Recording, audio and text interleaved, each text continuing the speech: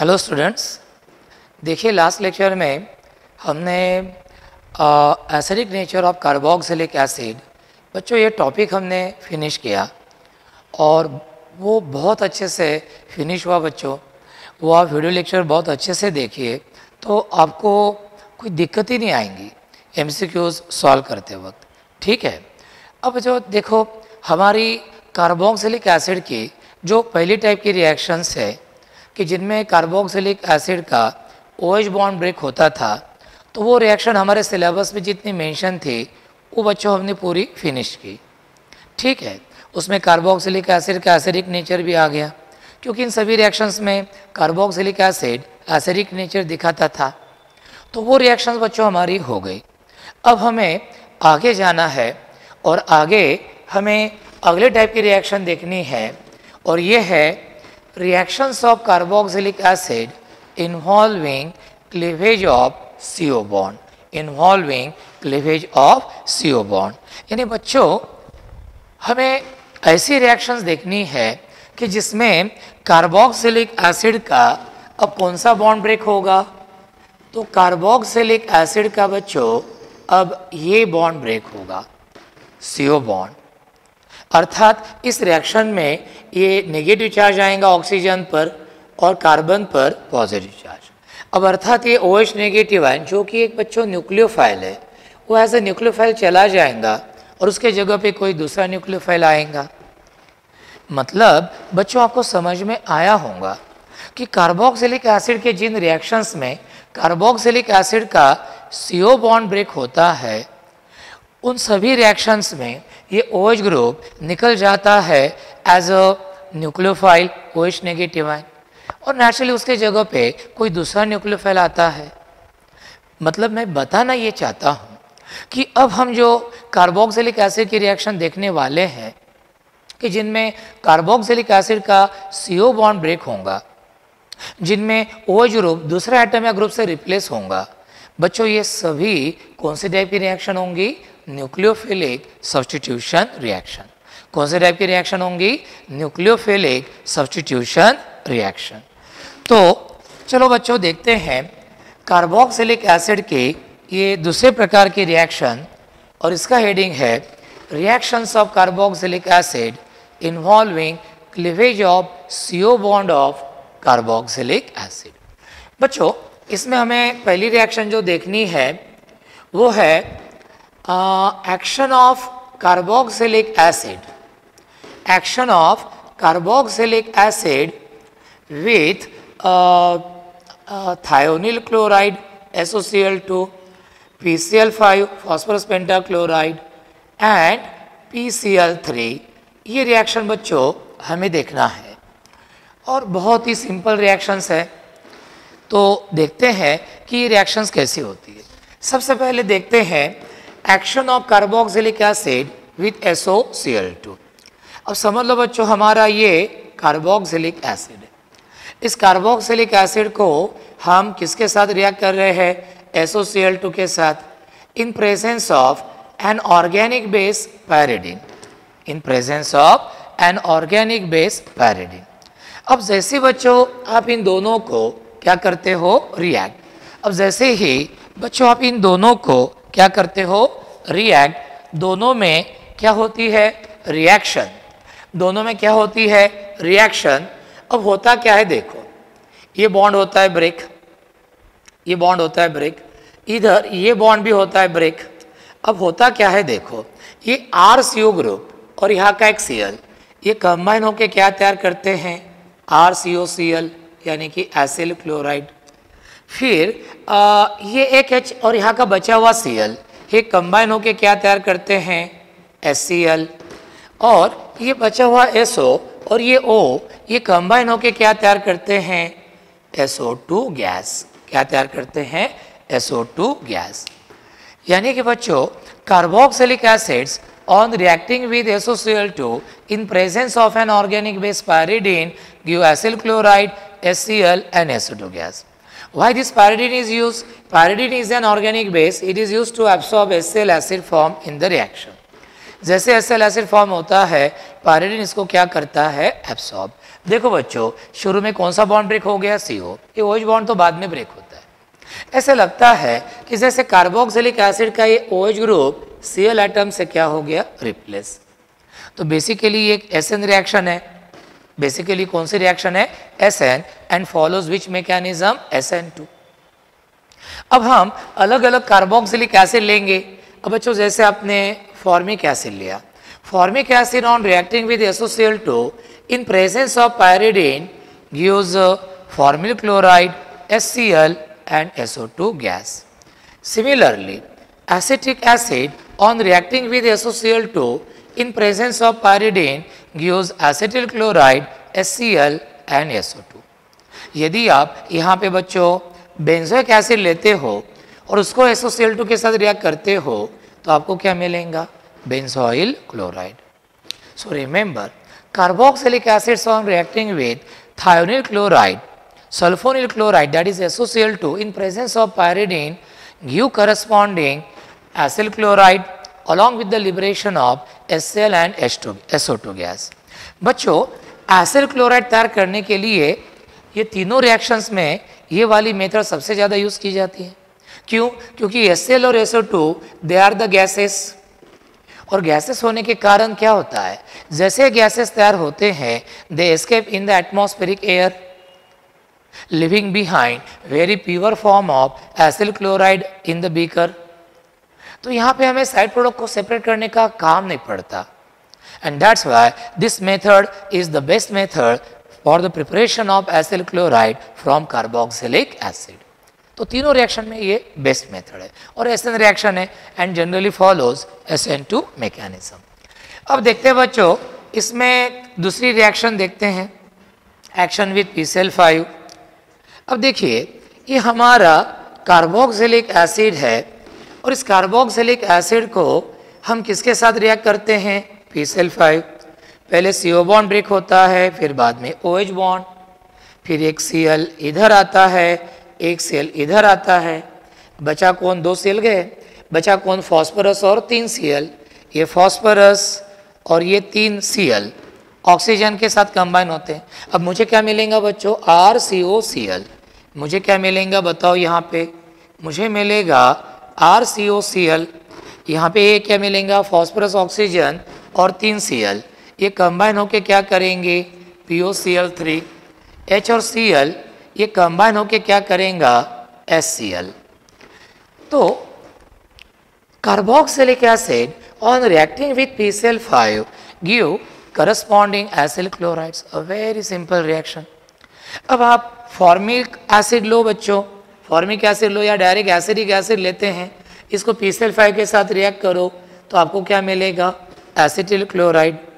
यदि आप प्रोपियोरिक एसिड लो, C2H5COH, उसको PCl5 के साथ रिएक्ट करो तो आपको क्या मिलेगा, प्रोपियोनिल क्लोराइड। और यदि आप बेंजोइक एसिड लेते हो तो आपको क्या मिलेगा, बेंजोइल क्लोराइड। तो देखो बच्चों ये हमारी सेकंड रिएक्शन होगी कि carboxylic acids on reacting with PCl5 give corresponding acyl chlorides and POCl3 and HCl। तो ये भी एक रिएक्शन होगी बच्चों। अब हम देखते हैं नंबर C वाली रिएक्शन। नंबर C वाली रिएक्शन जो है वो है RCOOH प्लस PCl3। अब PCl3 लिया तो हमें कितने मॉलिक्यूल लेने पड़ेंगे, 3। अब 3 कार्बोक्सिलिक एसिड मॉलिक्यूल PCl3 के साथ क्या होते हैं, रिएक्ट होते हैं। अब कैसी रिएक्शन होती है देखो, ये 3 एसिल ग्रुप्स, ये 3 एसिल ग्रुप्स और ये 3 Cl ये कंबाइन होकर तैयार करते हैं थ्राइस RCOCl, 3 एसिल क्लोराइड। अब बचा क्या, ये 3H, एक P और तीनों, 3H यानी H3, एक P और तीनों ये क्या फॉर्म करेंगे, H3PO3। यानी क्या हो गया बच्चों कि carboxylic acid on reacting with PCl3 give corresponding acyl chlorides along with H3PO3, along with H3PO3। अब हम समझ लो यहाँ पे क्या लेते हैं, ये लेते हैं एसिडिक एसिड, इसको PCl3 के साथ क्या करते हैं रिएक्ट, तो हमें क्या मिलेगा एसिटिल क्लोराइड।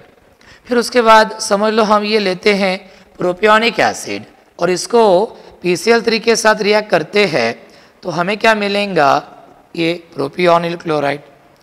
यदि हम बेंजोइक एसिड लेते हैं तो एज यूजुअल उससे हमें क्या मिलेगा benzoyl chloride.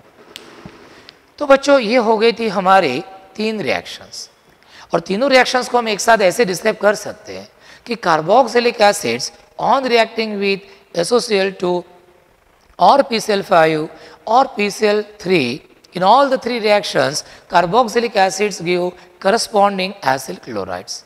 This reaction involves the fusion of CO bond of carboxylic acids first.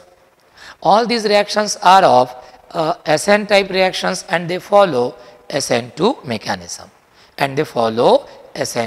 mechanism तो ये और इन 3 रिएक्शंस में जो पहली रिएक्शन है action of carboxylic acid with SOCl2, this is generally preferred because this reaction is the most convenient method to prepare acyl chloride from carboxylic acid as the side products are gases. As soon as these gases are formed, they escape in the atmospheric air, leaving behind a very pure form of acyl chloride in the beaker. So this method does not require separation of side products from our main product acyl chloride. Okay तो बच्चों ये हो गई हमारी 3 reactions कि जिनमें carboxylic acid का CO bond break हो रहा था और ये सभी SN टाइप की क्या है रिएक्शंस है। अब हम थोड़े से आगे जाएंगे और आगे की हम रिएक्शंस देखेंगे। अब देखो आगे की जो रिएक्शन है बच्चों, अब ये 1 हो गया, अब 2 लेंगे नंबर 2 और नंबर 2 में हम लेंगे esterification, that is formation of ester, अब देखिए बच्चों सबसे पहले सही में देखा जाए तो ये रिएक्शन आपके लिए नई नहीं है। ये रिएक्शन हमने अल्कोहल्स इस टॉपिक में देखी है जब हमारे ऑफलाइन क्लासेस चालू थे। बहुत ही आसान रिएक्शन है और बहुत सारे पॉइंट्स इस रिएक्शन के साथ जुड़े हुए हैं जिनके ऊपर नीट एग्ज़ाम JEE में PMT PET में आते हैं बच्चों। तो वो टॉपिक मैं एक बार से और आपके लिए दोहराता हूँ ताकि आपको कोई प्रॉब्लम ना रहे, ठीक है। तो सबसे पहले देखते हैं कि which reaction is called as esterification reaction. देखिए the general formula of carboxylic acid is R single bond C double bond O single bond OH। तो बच्चों ये हो गया हमारा कार्बोक्सिलिक एसिड। इसको हम रिएक्ट करते हैं मोनोहाइड्रिक अल्कोहल के साथ इन presence of concentrated H2SO4, in presence of concentrated H2SO4, ठीक है। कॉन्सेंट्रेशन H2SO4 आप थोड़ा सा इसको क्या करेंगे हीट करेंगे, ठीक है। अब बच्चों जैसे आप कार्बोक्सिलिक एसिड को इस मोनोहाइड्रिक अल्कोहल के साथ इन presence of concentrated H2SO4 react करते हो, क्या होता है कार्बोक्सिलिक एसिड का CO बॉन्ड बच्चों हेटेरोडिकली ब्रेक होता है, ऑक्सीजन पर आता है माइनस चार्ज और कार्बन पर प्लस। फिर ये जो OH बॉन्ड है ये भी होता है हेटेरोडिकली ब्रेक, ऑक्सीजन पर माइनस चार्ज और हाइड्रोजन पर प्लस। अब ये H पॉजिटिव और ये OH निगेटिव ये कंबाइन होके क्या तैयार करता है, देखो H2O। ये कंबाइन होके क्या तैयार करता है H2O, है ना। पूरी रिएक्शन आपको दिखनी चाहिए यहाँ से यहाँ तक के। तो आपको क्या मिलता है ये H2O। अब ये जो OH नेगेटिव आयन गया, अब ये OH नेगेटिव आयन निकल जाएगा और इसके जगह पे अल्कोक्साइड आयन आएगा, प्लस माइनस कैंसल और आपको यहाँ पे मिलेगा RCOOR डैश, यानी बच्चों आपको क्या मिलेगा ईस्टर, आपको क्या मिलेगा ईस्टर। तो इस तरह से esters can be prepared by reacting monohydrate alcohol with carboxylic acid in presence of concentrated H2SO4। इस रिएक्शन को बच्चों हम बोलते हैं एस्टरिफिकेशन, क्योंकि एस्टर तैयार हो रहा। और ये रिएक्शन हमें सबसे पहले दी थी फिशर नाम के साइंटिस्ट ने, तो हम इस रिएक्शन को बोलते हैं फिशर एस्टरिफिकेशन रिएक्शन। क्या बोलते हैं इस रिएक्शन को? Fischer esterification reaction. बच्चों ये रिएक्शन ओवरऑल एक एसएन रिएक्शन है and follows SN2 mechanism and follows SN2 mechanism. Esters can be prepared by reacting monohydrate alcohol with carboxylic acid in presence of concentrated H2SO4 at about 413 Kelvin temperature. बच्चों forward reaction में ester form हो रहा, इसलिए हम इस forward reaction को बोलते हैं एस्टरिफिकेशन, जिसमें ये कार्बोक्सिलिक एसिड और अल्कोहल रिएक्ट होके क्या फॉर्म करता है? एस्टर। लेकिन यदि हम ये कॉन्सनट्रेटेड H2SO4 जो कि एक डिहाइड्रेटिंग एजेंट है, यदि हम इसको यूज़ नहीं करते तो फॉरवर्ड रिएक्शन तो होगी लेकिन एस्टर के साथ वाटर भी वहाँ पे एक्यूमुलेट होगा, क्योंकि हमने डिहाइड्रेटिंग एजेंट समझ लो यूज़ नहीं किया तो। और यदि एस्टर के साथ वाटर एक्यूमुलेट होता है बच्चों, तो ये water it again reacts back with ester, reaction occurs in the backward direction and we get the original carboxylic acid and alcohol. Backward reaction को बच्चों हम बोलते हैं hydrolysis of ester। तो इस तरह फॉरवर्ड रिएक्शन हो गई एस्टरिफिकेशन और बैकवर्ड रिएक्शन हो गई हाइड्रोलिसिस ऑफ एस्टर। बच्चों एसएन रिएक्शन है ये, क्योंकि एक न्यूक्लियोफाइल गया OH नेगेटिव आयन, उसके जगह पे दूसरा न्यूक्लियोफाइल आ गया अल्कोक्साइड आयन। एसएन रिएक्शन है एंड फॉलोज SN2 मैकेनिज्म। अब हम अलग अलग कार्बोक्सिलिक एसिड्स को अलग अलग मोनोहाइड्रिक अल्कोहल के साथ रिएक्ट करते जाएंगे और अलग अलग एस्टर्स मिलाते जाएंगे। जैसे फॉर एग्जाम्पल अब ये फॉर्मिक एसिड है, मिथानिक एसिड। अब फॉर्मिक एसिड को समझ लो हमने मिथिल अल्कोहल के साथ रिएक्ट किया तो हमें क्या मिलेगा? यहाँ पे देखो हमें मिलेगा ये एस्टर मिथिल फॉर्मेट, मतलब मिथिल अल्कोहल और फॉर्मिक एसिड हमें क्या देगा? मिथिल फॉर्मेट, बराबर है। इस तरह यदि मैं इथिल अल्कोहल को फॉर्मिक एसिड के साथ रिएक्ट करता हूँ बच्चों, तो मुझे क्या मिलेगा बताओ?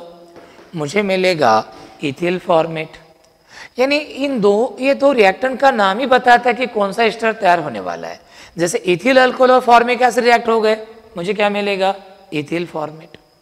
इथिल अल्कोहल और एसिडिक एसिड ये दोनों मुझे क्या देंगे? ये दोनों मुझे देंगे इथिल एसीटेट। इसी तरह इथिल अल्कोहल और बेंजोइक एसिड ये दोनों रिएक्ट हो गए तो फिर मुझे क्या मिलेगा? Ethyl benzoate. तो बच्चों ध्यान में रखना, अल्कोहल और कार्बोक्सिलिक एसिड का जो नाम है, इन दोनों का नाम ही बताता है कि कौन सा एस्टर तैयार होने वाला है। जैसे इथिल अल्कोहल और benzoic acid, ethyl benzoate. Ethyl alcohol से लिया इथिल और बेंजोइक एसिड को कर दिया बेंजोएट, इथिल बेंजोएट। तो ये हो गया बच्चों इस रिएक्शन के बारे में। अब देखिए इस रिएक्शन के लिए हम रिएक्टिविटी ऑर्डर देखते हैं। रिएक्टिविटी ऑर्डर में बच्चों सबसे पहले देखते हैं अल्कोहल्स के बारे में। अब देखिए इस रिएक्शन का मैकेनिज्म जब हमने स्टडी किया, जो हम देखेंगे आज, तो हमने देखा कि इस रिएक्शन में अल्कोहल का OH बॉन्ड ब्रेक होता है। और बच्चों आपको मालूम है कि अल्कोहल की जिन रिएक्शंस में अल्कोहल का OH बॉन्ड ब्रेक होता है तो उसके लिए एक रिएक्टिविटी ऑर्डर ऐसी है बच्चों, primary alcohol more reactive than secondary alcohol more reactive than tertiary alcohol. ये हमारा अल्कोहल्स में हुआ है बच्चों। इसका एक्सप्लेनेशन भी मैंने दिया था कि why primary alcohols are more reactive for such reactions, कि जिनमें अल्कोहल का OH बॉन्ड ब्रेक होता है। Among the primary alcohols only, it is observed that for this reaction, lower primary alcohols are more reactive than higher primary alcohols. जैसे कि methyl alcohol is more reactive than ethyl alcohol and it is more reactive than an propyl alcohol. ये हम देख चुके बच्चों alcoholic chapter में कि alcohol की जिन रिएक्शंस में अल्कोहल कोएच बॉन्ड ब्रेक होता है तो अमॉन्ग द आइसोमेरिक अल्कोहल से रिएक्टिविटी ऑर्डर होती है. Primary alcohol more reactive than secondary, more reactive than tertiary, and lower primary alcohols more reactive than higher primary alcohols. बच्चों अब देखते हैं कार्बोक्सिलिक एसिड्स के बारे में कि what is the reactivity order of carboxylic acids. तो पहली रिएक्टिविटी ऑर्डर बच्चों देखते हैं क्या रिएक्टिविटी ऑर्डर है. अब जैसे देखो lower carboxylic acids are more reactive than higher carboxylic acid. जैसे formic acid more reactive than acetic acid, more reactive than propionic acid. तो ये बच्चों में मालूम है क्योंकि यहाँ पे देखो कार्बन कार्बन को जितना छोटा अल्किल ग्रुप अटैच होगा बच्चों, जितना इस कार्बन कार्बन के अराउंड स्टेरिक हिंड्रेंस कम होगा उतना ये न्यूक्लियोफाइल इस कार्बन पर इजीली अटैक कर पाएगा. अब लोअर कार्बोक्सिलिक एसिड में यहाँ पे हाइड्रोजन या छोटा अल्किल ग्रुप रहता है, स्टेरिक हिंड्रेंस कम होता है तो न्यूक्लियोफाइल इस कार्बन पर इजीली अटैक कर पाता है. And that's why lower carboxylic acids are more reactive than higher carboxylic acids. दूसरी रिएक्टिविटी ऑर्डर देखते हैं. जैसे ये देखिए RCH2COOH अल्फा कार्बन पर एक अल्किल ग्रुप है, स्टेरिक हिंड्रेंस है लेकिन कम है तो रिएक्शन थोड़ी जल्दी होंगी, मोर रिएक्टिव. लेकिन अब ये देखिए R2CHCOOH अब अल्फा कार्बन पर दो अल्किल ग्रुप है, स्टेरिक हिंड्रेंस बढ़ गया तो रिएक्टिविटी क्या होंगी, कम. और इससे भी कम रिएक्टिव कौन होगा तो R3CCOOH. इससे भी कम रिएक्टिव कौन होगा R3CCOOH. तो ये हो गया बच्चों कार्बोक्सिलिक एसिड्स के रिएक्टिविटी के बारे में. तो ये रिएक्टिविटीज ऑर्डर बहुत इंपॉर्टेंट है बच्चों, एग्जाम्स में पूछे गए हैं ये और ये. तो ये चार रिएक्टिविटी ऑर्डर आपने अच्छे से याद करना. ठीक है. अब देखो reaction is reversible in nature. तो यदि गलती से भी वहाँ पे वाटर एक्यूमुलेट हुआ प्रोडक्ट साइड में ईस्टर के साथ तो reaction occurs in the backward direction. तो यदि हमें इस रिएक्शन से ईस्टर का एक अच्छा गुड यील्ड चाहिए बच्चों तो हमने क्या उपाय करने चाहिए, क्या सॉल्यूशन है. तो तीन सॉल्यूशन है बच्चों, इनमें से आप कोई भी एक सॉल्यूशन यूज कर सकते हो. पहला उपाय है कि carry out this esterification reaction in presence of acid catalyst like concentrated H2SO4 which is a very strong reactant agent. So what will happen? As soon as water is formed, this water is readily absorbed by concentrated H2SO4. So students, now there will be no water along with ester and backward reaction will not occur. Only forward reaction will occur and we will get a good yield of ester. So this is the first solution, कि carry out esterification reaction in presence of concentrated H2SO4 to absorb water to prevent the backward reaction. Number दो ये है कि देखो आपको मालूम है कि rate of forward reaction is always directly proportional to the concentration of reaction.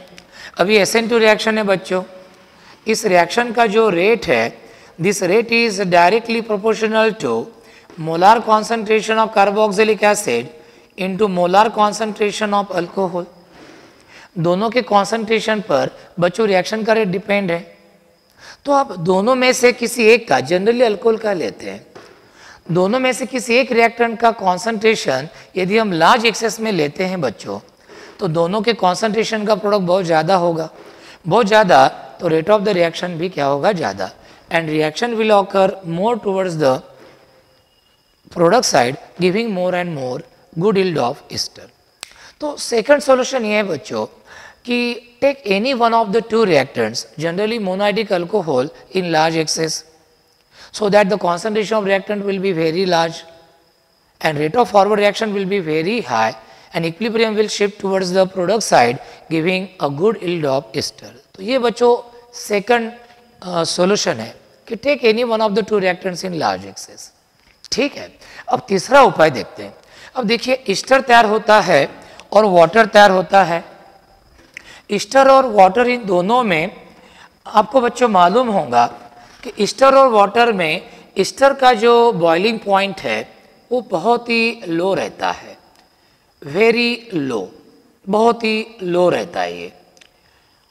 इसकी तुलना में वाटर का जो बॉइलिंग पॉइंट है बच्चों वो वेरी हाई होता है. ईस्टर्स तो पेट्रोल के जैसे हाईली वोलेटाइल होते हैं, पेट्रोल से भी ज़्यादा वोलेटाइल.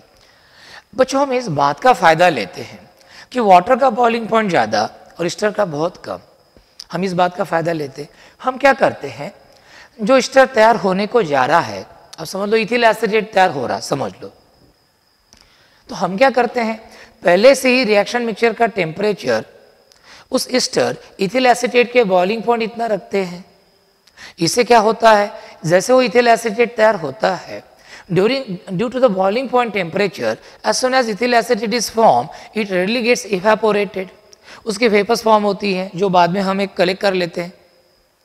अब इसमें क्या हो रहा, वो ईस्टर वाटर के साथ कांटेक्ट में आ ही नहीं रहा क्योंकि जैसे तैयार हो रहा वो वेपोराइज हो रहा बच्चों. तो इस तरह से ईस्टर वाटर के कांटेक्ट में आएगा नहीं और हाइड्रोलिसिस ऑफ ईस्टर यानी बैकवर्ड रिएक्शन होगी नहीं, तो होगी सिर्फ फॉरवर्ड रिएक्शन. अच्छा, ईस्टर निकल जा रहा रिएक्शन मिक्सचर में से जिससे प्रोडक्ट का कॉन्सेंट्रेशन कम होगा. तो according to Le Chatelier principle product का कॉन्सेंट्रेशन ईस्टर का कॉन्सेंट्रेशन कम हो रहा, तो बढ़ाने के लिए reaction will occur more and more in the forward direction giving a very good yield of ester. तो बच्चों ये 3 सॉल्यूशंस है. 3 में से हमारे लेबोरेटरी में जो हमारे लिए सुविधापूर्ण होगा वो आप उपाय कर सकते हैं and you can get the good yield of Easter. You can get the good yield of ester. तो 3 सॉल्यूशंस बच्चों आपको मालूम हो गए. पहला सॉल्यूशन हो गया कि just carry out this esterification reaction in presence of strong dehydrating agent like constant H2SO4. Or number two, take any one of the 2 reactants, generally monohydrate alcohol in large excess. And number 3, keep the temperature of reaction mixture equal to the boiling point of ester which is going to form.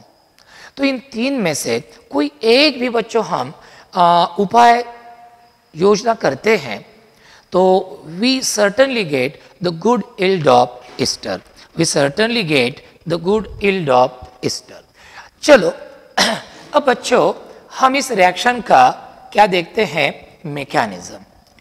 Esterification का reaction का जो mechanism है बच्चों ये भी बहुत important है.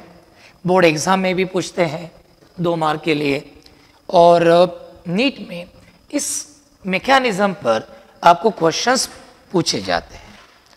तो चलो देखते हैं एस्टिफिकेशन रिएक्शन का मैकेनिज्म देखते हैं. मैकेनिज्म जो है इस रिएक्शन का तो ये 2 स्टेप का मैकेनिज्म है. फर्स्ट स्टेप जो है बच्चों इसका हेडिंग आपको मालूम रहने दो क्योंकि कभी कभी ये फर्स्ट स्टेप पूछते हैं कि in esterification reaction the first step is, तो you must know the name of that first step. What is first step? First step is acid catalyzed addition of alcohol molecule to carbonyl carbon of carboxylic acid. यानी कि बच्चों ये जो हमारा acid catalyst है concentrated H2SO4, तो इसके presence में हम कार्बोक्सिलिक एसिड के कार्बन कार्बन पर कौन ऐड करेंगे? Alcohol molecule. ठीक है, कैसी रिएक्शन होती है देखते हैं. चलो देखिए, सब लोग इधर देखिए, जरा कॉन्सेंट्रेट कीजिए, फोकस कीजिए इधर. देखिए ये हमारा कार्बोक्सिलिक एसिड मॉलिक्यूल हो गया बच्चों, RCOH. ये 2 लोन पे दिखाए मैंने. पूरा मैकेनिज्म विद रिवर्सिबल एरोज ही दिखाना.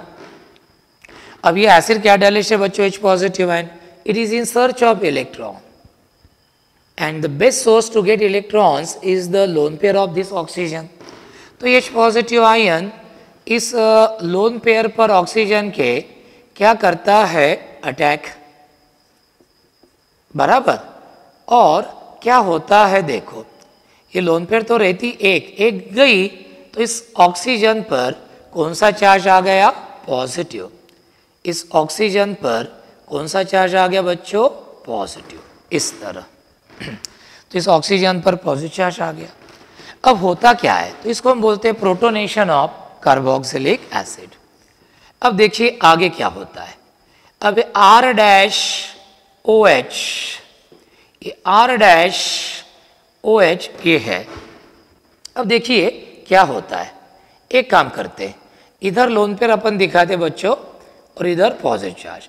अब ये पॉजिटिव चार्ज निकालने के लिए ये पाई इलेक्ट्रॉन पेयर बच्चों ऑक्सीजन पर आएंगे, तो ऑक्सीजन पर 2 लोन पेयर हो जाएंगे, उसका पॉजिटिव चार्ज चला जाएगा, लेकिन इस कार्बन पर कौन सा चार्ज आएगा, पॉजिटिव। अब इस पॉजिटिव चार्ज कार्बन पर अटैक करता है इस अल्कोहल का oxygen with help of its lone pair. Oxygen अपने लोन पेयर इस पॉजिटिव चार्ज कार्बन को दे देगा, उसके साथ बॉन्ड फॉर्म करेगा, कार्बन को इलेक्ट्रॉन मिल जाएंगे, इसका पॉजिटिव चार्ज चला जाएगा कार्बन का, लेकिन वो पॉजिटिव चार्ज किस पर आएगा बच्चों, अल्कोहल के ऑक्सीजन पर, और आपको मिलेगा ये ऐसा स्ट्रक्चर। ये देखो R सिंगल बॉन्ड सी, ये पाई बॉन्ड इधर गया, ऑक्सीजन पर 2 लोन पेयर हो गई बच्चों, बराबर। कार्बन पर पॉजिटिव आया था, तो यहाँ पे इस अल्कोहल के ऑक्सीजन ने क्या किया, अटैक, अपनी एक लोन पेयर कार्बन को दे दी, कार्बन का पॉजिटिव चला गया, लेकिन इस ऑक्सीजन पर क्या आ गया, पॉजिटिव चार्ज। इसके ऊपर अच्छे से फोकस करो ताकि आपको सब दिखना चाहिए। तो इस तरह ये हो गया, ठीक है। अब आखिरी में क्या होता है, आखिरी में होता ये है कि ये ऑक्सीजन जो पॉजिटिव चार्ज है वे खींच लेता है, ये OH बॉन्ड की इलेक्ट्रॉन पेयर क्या कर लेता है, खींच लेता है ये।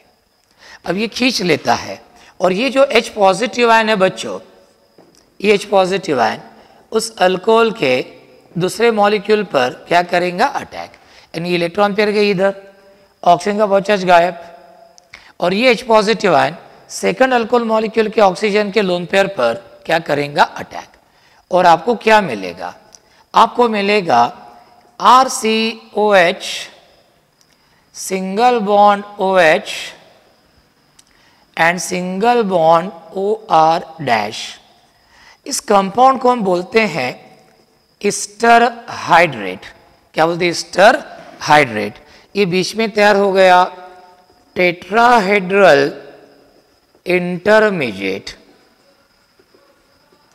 और ये H पॉजिटिव ने इसके ऊपर अटैक किया, तो ये हमें मिला साथ में R डैश OH2 पॉजिटिव, ये मिला। तो इस तरह से ये हो गया पूरा। तो ये रिएक्शन हो गई इस तरह से। ये रिएक्शन में क्या हो गया कि एसिड कैटालिस्ट के प्रेजेंस में अल्कोहल मॉलिक्यूल कार्बन कार्बन पर क्या हो गया, ऐड, है ना। एक बार फटाक से समझ लेते हैं।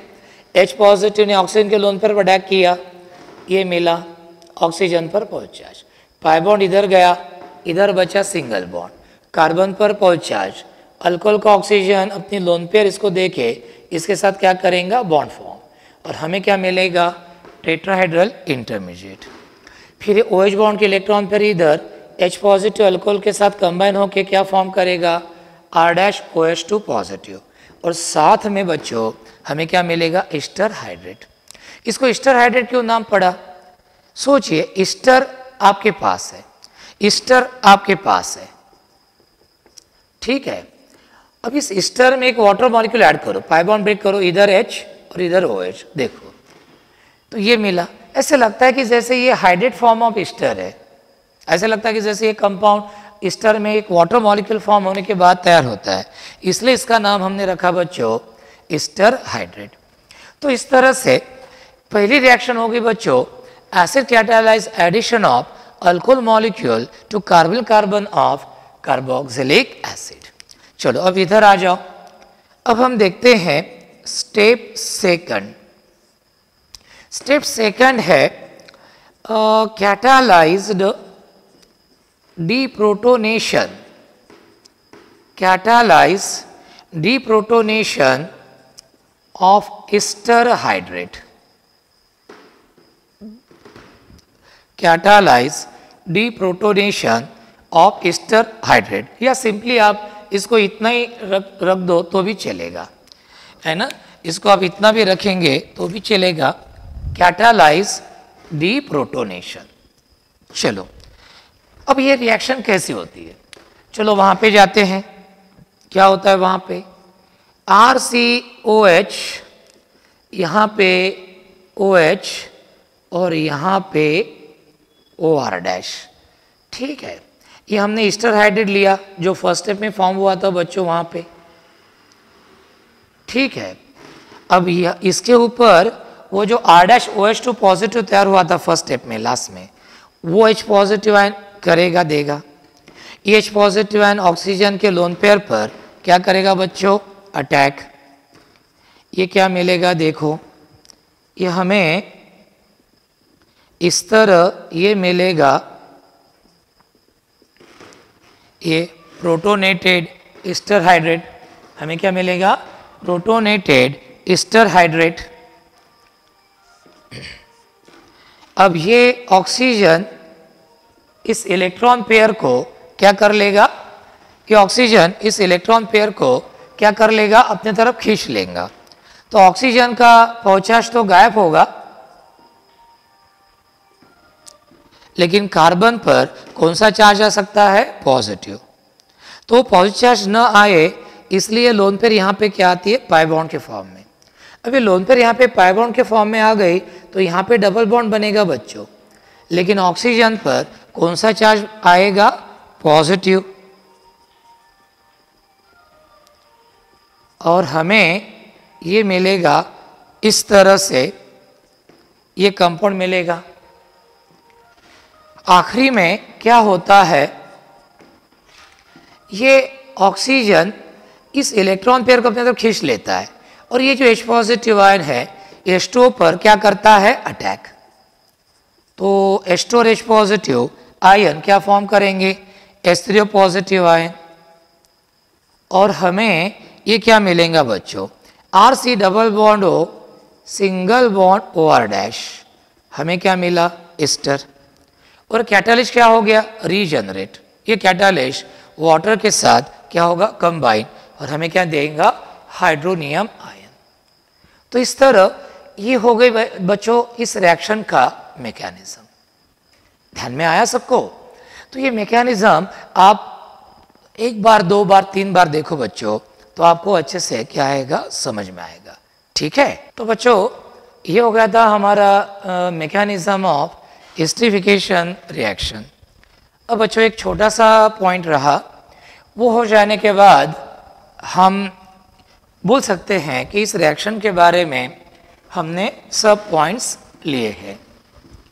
ठीक है, चलो अब देखते हैं कि वो लास्ट पॉइंट कैसा है, क्या है, तो वो हम देखते हैं। जैसे मैंने आपको पढ़ाते वक्त एक बात बताई थी, मैंने रिएक्शन बच्चों ऐसी लिखी थी कि ये हमारा कार्बोक्सिलिक एसिड है और इसको हम अल्कोहल के साथ क्या करते हैं, react in presence of concentrated H2SO4। और मैंने बोला था कि जो H2 मॉलिक्यूल निकल जाता है तो उस H2 मॉलिक्यूल में H आता है अल्कोहल के OH ग्रुप से और OH ग्रुप आता है कार्बोक्सिलिक एसिड के COH ग्रुप से। ध्यान में रखना बच्चों, इस रिएक्शन में जो H2 मॉलिक्यूल एलिमेंट होता है तो इस H2 में H आता है अल्कोहल के OH ग्रुप से और OH ग्रुप आता है कार्बोक्सिलिक एसिड के COH ग्रुप से, और हमें मिलता है ईस्टर। हमें क्या मिलता है, ईस्टर। अब कुछ बच्चों के मन में ये सवाल आएगा कि सर आप कौन से गारंटी से बोल रहे कि यहाँ का OH और यहाँ का H जा रहा, ऐसा भी हो सकता है ना सर, प्रोडक्ट तो सेम ही मिलेगा, ये RCOH और ये HOR-, ये रिएक्शन हो गई कॉन्सनट्रेटेड एस्टोसोर के प्रेजेंस में। ऐसा भी हो सकता है ना सर, ये H और ये OH उल्टा किया तो इसका OH नहीं, इसका H और अल्कोहल का OH, तो फिर सर हमें एस्ट्रो मिलता है और हमें क्या मिल सकता है, RCOOR-, यानी यहाँ पे भी सर हमें ईस्टर मिल रहा, कोई तो फर्क नहीं प्रोडक्ट में, दोनों केस में हमें ईस्टर और वाटर मिल रहा। फिर आप कौन से बेस पर बोल रहे हो कि ये जो वाटर मॉलिक्यूल एलिमेंट होता है, इस वाटर मॉलिक्यूल में H अल्कोहल के OH ग्रुप से ही आता है और OH कार्बोक्सिलिक एसिड के OH ग्रुप से आता है। तो इसलिए हमने एक टेक्निक का यूज किया, जिस टेक्निक का नाम है tracer technique analysis, radio active technique.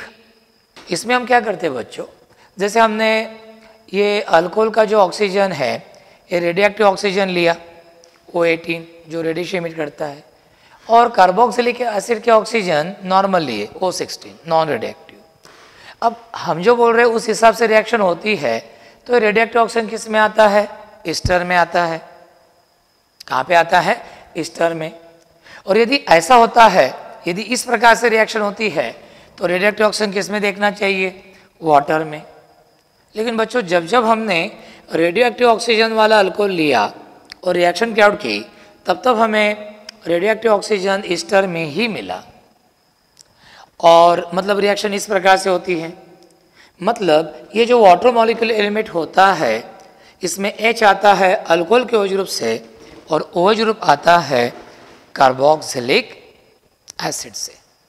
तो इस तरह इस ट्रेसर टेक्निक से कंफर्म हुआ कि in esterification reaction H2 molecule is eliminated, and in this H2 molecule H comes from OH group of alcohol and OH group comes from COH group of carboxylic acid।